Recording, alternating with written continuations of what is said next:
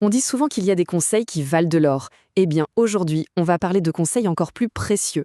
Des paroles de sagesse passées d'un père à son fils, si importantes qu'Allah lui-même nous les raconte dans le Saint-Coran. Alors, tendez bien l'oreille. L'histoire qu'on va découvrir, c'est celle d'un père qui donne à son fils les secrets pour une vie bonne, une vie heureuse. C'est une histoire tellement spéciale, tellement fondamentale, qu'elle a sa place dans le Coran. Allez, on y va. Cette histoire, c'est celle de Luqman le sage, un homme vraiment connu pour son immense sagesse. Il a donné à son fils des conseils, mais pas n'importe lesquels.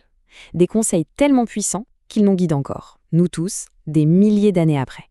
Et voilà certaines de ces paroles directement issues du Coran de la sourate Luqman. Il dit à son fils: « Ô mon enfant, n'associez rien à Allah, marche avec modestie, baisse ta voix. » Voyez, il lui apprend les bases, la foi en un Dieu unique, l'humilité et la gentillesse dans la parole. C'est vraiment le fondement de tout. Si on devait résumer, on pourrait dire que Luqman a donné 4 règles d'or. La première, savoir qu'il n'a qu'un seul Dieu, Allah. La deuxième, toujours essayer de faire le bien et avoir de la patience quand c'est difficile. La troisième, être humble, ne pas se croire supérieur aux autres. Et la quatrième, super importante, se souvenir qu'Allah sait tout, absolument tout, même la plus petite chose qu'on pense ou qu'on fait. C'est beau, hein? Mais la vraie question, c'est comment est-ce que ces conseils, qui datent de si longtemps, peuvent nous aider, nous, aujourd'hui? Dans notre vie de tous les jours, à l'école, avec nos amis? Eh bien, c'est justement ce qu'on va explorer maintenant. Alors, commençons avec une première série de conseils. Des conseils pour être juste, pour se construire un caractère fort, solide comme un roc. Le premier conseil, il est un peu surprenant. Il nous dit qu'on a le droit de faire des erreurs. Mais attention, il y a erreur et erreur. Il y a les erreurs qui sont comme des leçons, celles qui nous font réfléchir et qui nous rendent plus malins, plus sages. Et puis il y a les erreurs poison, celles qui font du mal à notre cœur, comme le mensonge ou la méchanceté. L'idée, c'est de choisir les erreurs qui nous aident à grandir. Donc, avant d'agir, on peut se poser la question, est-ce que si je me trompe, ça va m'apprendre quelque chose? Ou est-ce que ça risque juste de faire du mal? Le plus important, c'est de toujours chercher à apprendre. Conseil numéro 2. Ça nous parle de ce qu'on a de plus précieux.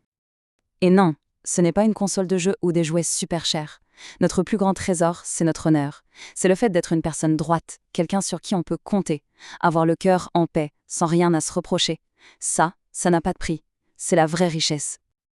Passons au 3e conseil. Il nous rappelle le lien le plus important de tous.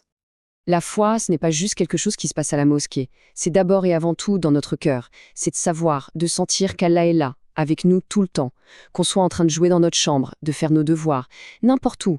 Cette connexion avec lui, c'est ça qui compte. Et le 4e conseil, il nous apprend, c'est quoi? Être vraiment fort. Souvent, on pense qu'une personne faible dit « c'est pas ma faute ». Mais en réalité, c'est le contraire. La personne vraiment forte, c'est celle qui a le courage de dire « oui, j'ai fait une erreur, je suis désolée ». Reconnaître ses torts, ça, c'est une preuve de force incroyable. Ok, on continue. Maintenant, on va voir des conseils pour être fort, mais pas fort dans les bras, fort à l'intérieur, pour faire face aux défis de la vie. Alors, le 5e conseil, il nous parle du courage. Le vrai courage, c'est pas d'affronter un monstre, c'est d'être honnête avec soi-même, de se regarder et d'accepter ses défauts, pas juste ses qualités. C'est pas facile d'admettre qu'on n'est pas parfait, mais c'est la seule façon de devenir meilleur. Maintenant, un conseil super important pour la foi. Être un bon croyant, ce n'est pas juste connaître des prières par cœur, c'est d'être ce qu'on appelle un croyant éclairé, c'est-à-dire, c'est quelqu'un qui cherche à comprendre le pourquoi derrière les règles, qui utilise son intelligence pour trouver le message de justice, de paix et de bonté dans sa religion. Et on termine avec le 7e conseil. Il parle de l'argent. L'argent, c'est un peu comme un outil, un marteau par exemple. On peut s'en servir pour construire des choses géniales. Mais attention, il ne faut jamais le laisser devenir notre chef, notre maître. Le but dans la vie, ce n'est pas d'être le plus riche possible, c'est de vivre dignement, honnêtement, et de garder un cœur riche de bonnes choses. Alors, si on devait résumer tout ça en 3 étapes pour avancer sur le chemin de la sagesse, ce serait quoi? 1. Écouter les conseils qui ont traversé le temps, comme ceux de Luqman. 2.